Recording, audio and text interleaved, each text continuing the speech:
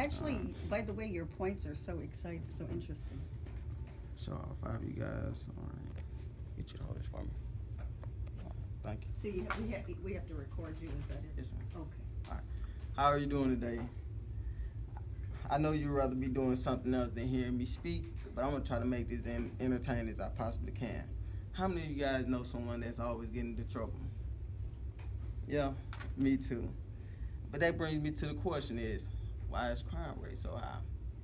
I know, that's kind of a touchy subject, but recently I had a class on asking me why was crime rate so low, and I couldn't find any theories on why crime rate was so low. So I came up with my own on to ask why is crime rate so high.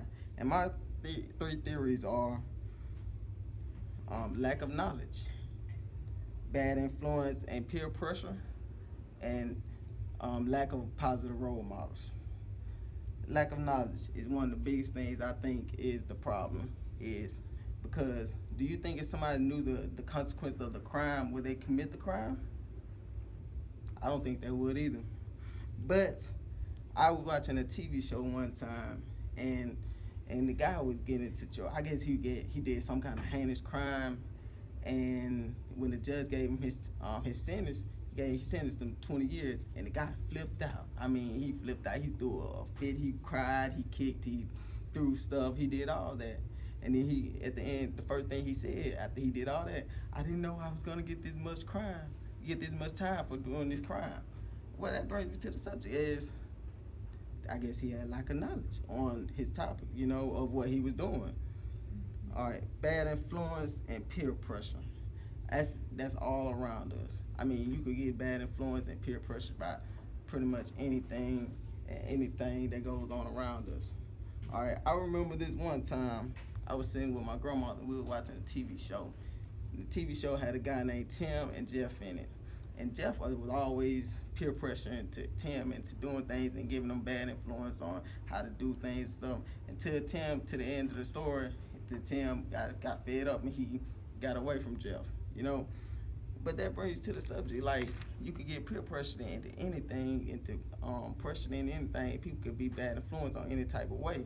Even your best friend, your family members, anybody could be a bad influence on you. So, it's on you to make your own judgment. But like my grandma always told me, if Jeff tells you to jump off a bridge, would you do it?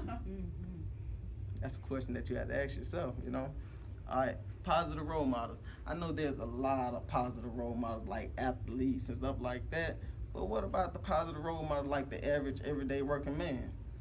Do you think they're a positive role model? I surely do, because they work hard to provide for their families. They do a lot of great things, but they don't come to the schoolhouses and talk to people and try to give them enlightenment as being a positive role model. They don't get the credit as being a positive role model, just like teachers doesn't. I mean, teachers work very, very hard to be a positive role model to students, but do you think students actually pay attention to the teachers?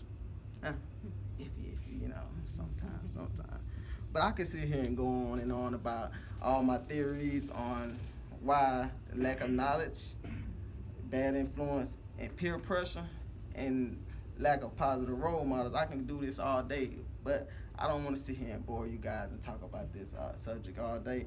But I hope everyone has a great and positive day, and I'm Teddy Bearman. Thank you for listening to my speech.